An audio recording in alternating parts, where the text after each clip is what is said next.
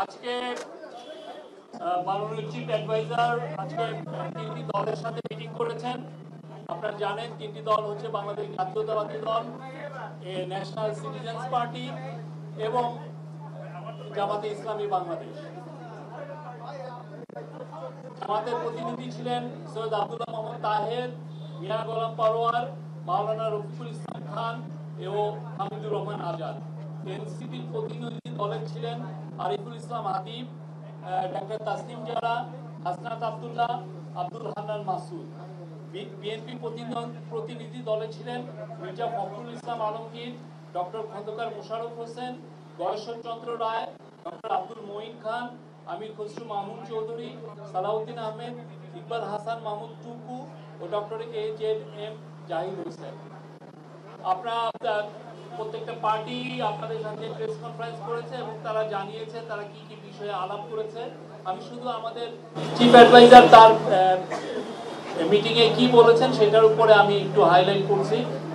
প্রধান উপদেষ্টা জানিয়েছেন, স্পষ্টভাবে জানিয়েছেন, তিনি জাতির উদ্দেশ্যে ভাষণে নির্বাচনের যে সময় ঘোষণা করেছেন নির্বাচন সেই সময়ের মধ্যে হবে, অর্থাৎ ফেব্রুয়ারির প্রথমার্ধে একটি অবাধ, সুষ্ঠু ও উৎসবমুখর পরিবেশে নির্বাচন অনুষ্ঠিত হবে। সকল রাজনৈতিক দলকে প্রধান উপদেষ্টা নির্বাচন নিয়ে আবারও তার প্রতিশ্রুতি জানিয়েছেন। তিনি বলেছেন, নির্বাচন ছাড়া কোনো বিকল্প নাই। কেউ যদি নির্বাচনের কোনো বিকল্প নিয়ে ভাবে সেটা হবে এই জাতির জন্য গভীর বিপজ্জনক। আজকে মিটিংগুলোর মাঝামাঝি সময়েই চিফ অ্যাডভাইজারের সাথে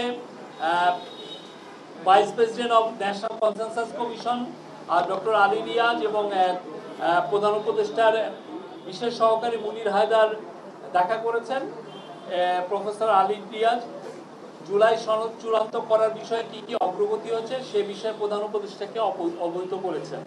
এর পাশাপাশি রাজনৈতিক দলগুলো জুলাই সনদ বাস্তবায়নের বিষয়ে কি মতামত দিয়েছেন সেটা নিয়েও আলোচনা হয়েছে।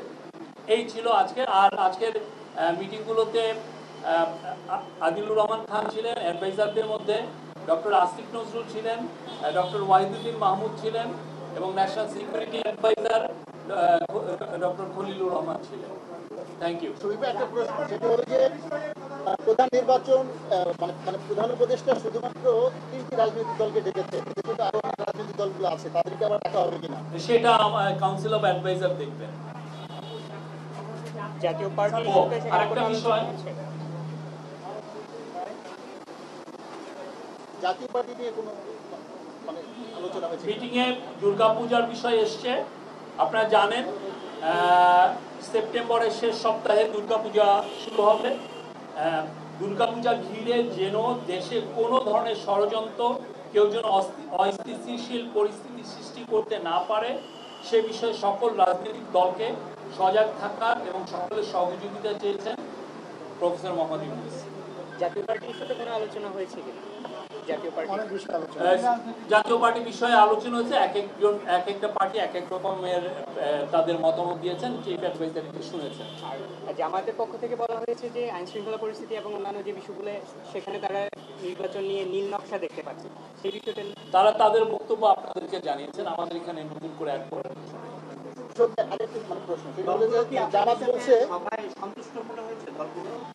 খুবই সৌহার্দ্যপূর্ণ পরিবেশে খুবই আন্তরিক মিটিং হয়েছে। আমি বলবো যে আপনারা জানেন গত 13 মাস এই গভর্নমেন্ট যে দায়িত্ব গ্রহণ করার পরে আমরা চলমান একটা ডায়ালগ আছে, প্রত্যেকটা পার্টির সাথেই আমাদের খুবই ভালো আলোচনা হচ্ছে এবং আজকের যে তিনটা পার্টির সাথে যে আলোচনা হলো খুবই বলবো যে সৌহার্দ্যপূর্ণ ফ্রেন্ডলি পরিবেশে হয়েছে এবং অনেকক্ষণ ধরে আলোচনা হয়েছে। জামাতের পক্ষ থেকে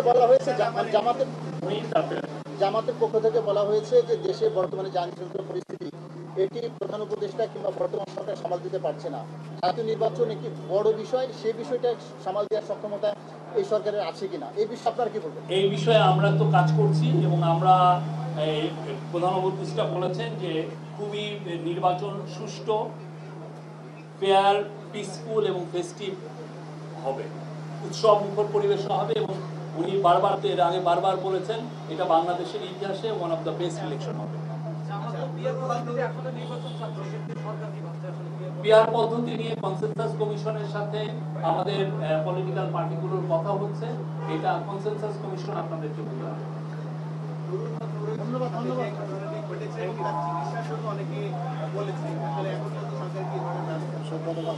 গতকালকে আমরা এটা নিয়ে একটা বড় প্রেস রিলিজ দিয়েছি। আমরা বলেছি তার যদি প্রয়োজন হয় সেক্ষেত্রে বিদেশেও পাঠানো হতে পারে, এটা আমরা কালকে জানিয়েছি। উনি ঢাকা মেডিকেল কলেজ হসপিটালে চিকিৎসাধীন আছেন, সেখানে একটা স্পেশাল বোর্ড মেডিকেল বোর্ড গঠন করা হয়েছে, তারাই জানাবেন যে তার কি কি মেডিকেল অ্যাটেনশন দরকার। চট্টগ্রাম বিশ্ববিদ্যালয়ে গ্রামবাসীর সাথে শিক্ষার্থীদের যে সংঘর্ষ, চট্টগ্রাম বিশ্ববিদ্যালয়ে যে আজকে দিনব্যাপী যে সংঘর্ষ চলছে, এই বিষয়ে কোনো ধরনের উদ্বেগ আছে কিনা আপনার, বা এই বিষয়ে সেখানে স্থানীয় সরকার, স্থানীয় ডিসি, এসপি তারা এটা নিয়ে কাজ করছেন এবং এটা স্থানীয় প্রশাসন, তারপরে চিরাং ইউনিভার্সিটি কর্তৃপক্ষ সবাই নিয়ে এটা নিয়ে কথাবার্তা বলছেন।